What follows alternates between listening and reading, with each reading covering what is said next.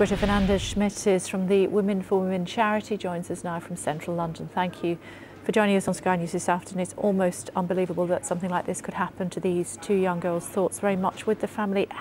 How common or uncommon is this sort of atrocity?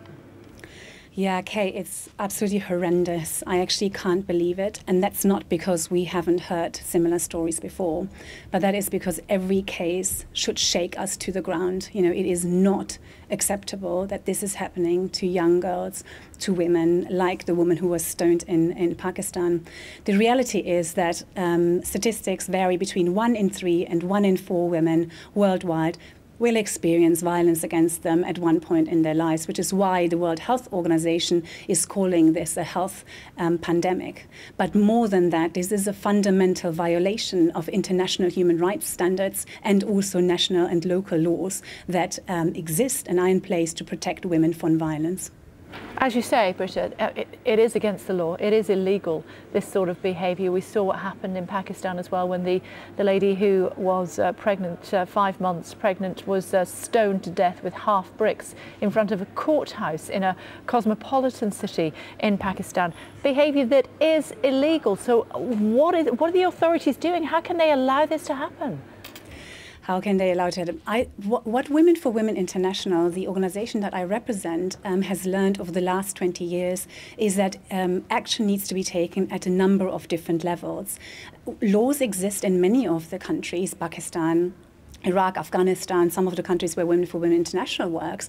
But what needs to be done is we need to raise awareness. We need to enable authorities as well as the informal decision-making structures, community leaders, religious leaders, inform them about what can be done to prevent violence. And actually, it is, for Women International, it is key that we involve women directly in finding solutions, but it is also key that we focus on the community and that we involve men in finding solutions to violence against women, and that we appeal to men to use and exercise their leadership to speak out against violence against women, because violence against women affects us all. This is not a women's issue. This is a societal issue that needs to be tackled. And as I say, one thing is providing proper training and giving police, for example, the tools to intervene and to deal with cases like that. But it also needs firm leadership from the top to signaling very clearly that violence against women is unacceptable.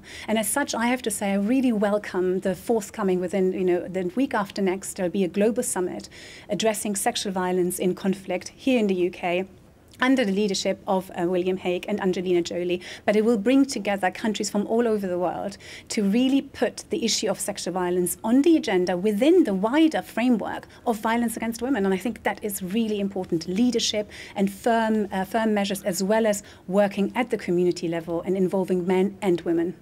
And what should we do about providing aid, the United Kingdom, about providing aid to countries like this? I know that some people may think, why should we be spending money in countries where this is happening? Well, I will say to you, that is exactly why you have to spend money. Firstly, on a human level, we cannot ignore what is happening. But secondly, I can tell you, based on the 20 years of experience that Women for Women International has had, working in very countries that are affected by conflict, very challenging circumstances, with women and communities directly. And I have seen the change that is possible. If you invest in women and you work with men, you can change attitudes and you can create communities where violence is no longer acceptable. And I think that is in all of our interest. Brita Fernandez Schmidt from Women for Women, thank you for joining us on Sky News this afternoon. Thank you. So many of you have offered your views on this story today. Marisha says, do we give aid to such barbaric countries as Pakistan? We should stop until violence against women stops. It's shameful. Thomas Dolman, hi. Thomas, women's rights should be upheld and made law in all countries, including Pakistan and India. These murders have shocked me. And Love Magnolia Tree says there is so much barbarism against women in the world. But by stopping aid, we don't stop the barbarians, we starve the needy. Let us know your thoughts. Let's find out what's happening in the city. Here's Ursula. Thank you very much, Kay. The Prime Minister has insisted the government's controversial Help to Buy scheme is working.